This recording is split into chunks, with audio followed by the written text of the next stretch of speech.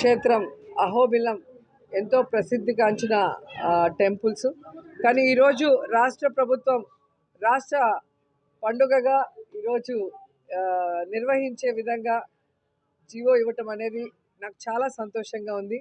నేను ఆ శాఖకి మంత్రిగా ఉన్నప్పుడు అది జరగటం నా అదృష్టంగా భావిస్తున్నాను.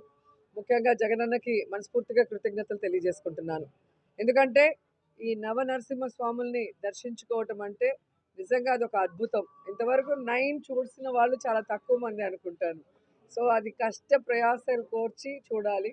నేను ఖచ్చితంగా ఎన్నికల అవ్వగానే వచ్చి 9 క్షేత్రాలు కూడా దర్శించుకొని స్వామివారి ఆశీస్సులు పొందుతాను.